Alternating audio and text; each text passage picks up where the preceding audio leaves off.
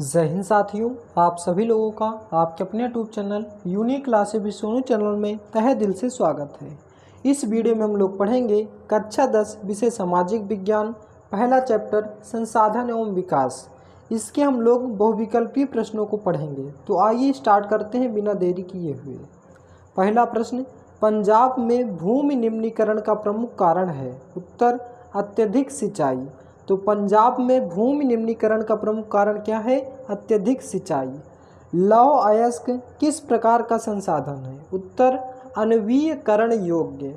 तो लौह अयस्क किस प्रकार का संसाधन है? अनवीयकरण योग्य। हमने 4 ऑप्शन इसलिए नहीं रखे कि ताकि आपको एग्जाम में कोई कन्फ्यूजन ना हो, आप डायरेक्ट क्वेश्चन देखेंगे और ऑप्शन को क्लिक कर देंगे। नेक्स्ट प्रश्न है, निम्नलिखित में कौन सा जैव संसाधन है? उत्तर, मत्स्य उद्योग। निम्नलिखित में से कौन सा जैव संसाधन है? मत्स्य उद्योग। निम्नलिखित में से किस राज्य में लाल मिशन पाई जाती है? उत्तर, उत्तर प्रदेश में। किस राज्य में लाल मिशन पाई जाती है? उत्तर प्रदेश में। कपास की खेती के लिए निम्नलिखित में से कौन सी मिट्टी उपयुक्त है? काली मिट्टी। इसे रेगुर मिट्टी भी कहते हैं, याद रखना। ऑप्शन में कहीं रेगुर मिट्टी आ जाए तो उसका मतलब काली मिट्टी ही है। तो कपास की खेती के लिए कौन सी मिट्टी उपयुक्त मानी जाती है? काली मिट्टी। आग्नेय चट्टानों में पाया जाने वाला खनिज है? उत्तर, ग्रेफाइट। तो आग्नेय चट्टानों में पाया जाने वाला खनिज है ग्रेफाइट। लैटेराइट मिट्टी निम्नलिखित में से किस राज्य में पाई जाती है? उत्तर, महाराष्ट्र में। तो महाराष्ट्र में लैटेराइट मिट्टी पाई जाती है, याद रखना है। निम्न में से कौन सा एक व्यक्तिगत संसाधन नहीं है? उत्तर, भूमि। निम्न में से कौन सा एक व्यक्तिगत संसाधन नहीं है? भूमि। निम्नलिखित में से कौन सा एक संभावित संसाधन है? पवन ऊर्जा। निम्नलिखित में से कौन सा एक संभावित संसाधन है? पवन ऊर्जा।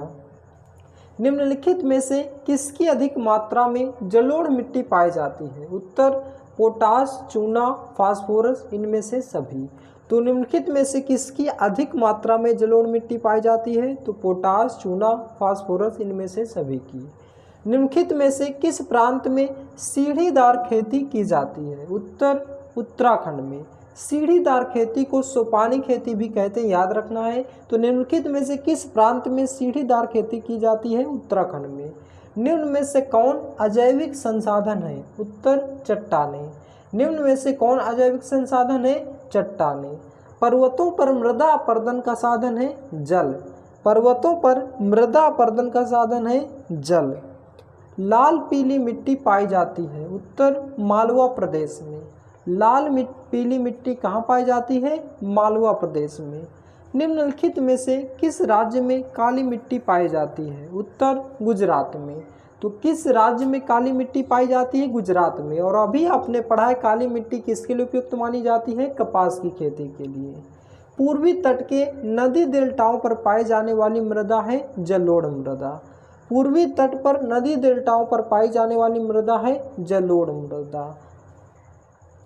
चादर अपर्दन क्या है? जब जल विस्तृत क्षेत्र को ढके हुए ढाल के साथ नीचे की ओर बहता है तो उसे ऊपरी मृदा घुलकर जल के साथ बहती है, इसी को चादर अपर्दन कहते हैं। तो दोस्तों ये था हमारा बहुविकल्पीय प्रश्न। आइए एक बार फिर से इसका फास्ट रिवीजन कर लेते हैं ताकि इनके सभी के उत्तर आपको इसी वीडियो में याद हो जाएं। तो पंजाब में भूमि निम्नीकरण का प्रमुख कारण क्या है? अत्यधिक सिंचाई। लौह अयस्क किस प्रकार का संसाधन है? अनवीकरण योग्य। निम्नलिखित में से कौन सा जैव संसाधन है? मत्स्य उद्योग। निम्नलिखित में से किस राज्य में लाल मिशन पाई जाती है? उत्तर प्रदेश में। कपास की खेती के लिए निम्नलिखित में से कौन सी मिट्टी उपयुक्त है? काली मिट्टी। आग्नेय चट्टाने में पाया जाने वाला खनिज है ग्रेफाइट।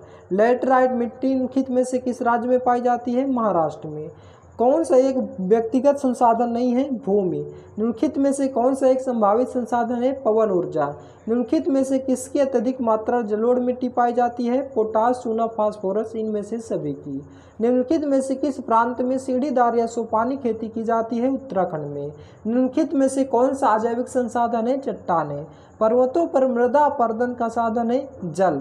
लाल पीली मिट्टी पाई जाती है? मालवा प्रदेश में। निम्नलिखित में से किस राज्य में काली मिट्टी पाई जाती है? गुजरात में। पूर्वी तट के नदी डेल्टाओं पर पाई जाने वाली मृदा है जलोढ़ मृदा। चादर अपरदन क्या है? जब जल विस्तृत क्षेत्र को ढके हुए ढाल के साथ नीचे की ओर बहता है तो ऊपरी मृदा घुलकर जल के साथ बहती है, इसी को चादर अपरदन कहते हैं। तो दोस्तों ये था हमारा आज का बहुत ही महत्वपूर्ण प्रश्न, बहुविकल्पी प्रश्न। आशा करता हूँ कि ये सभी के सभी प्रश्नों के उत्तर आपको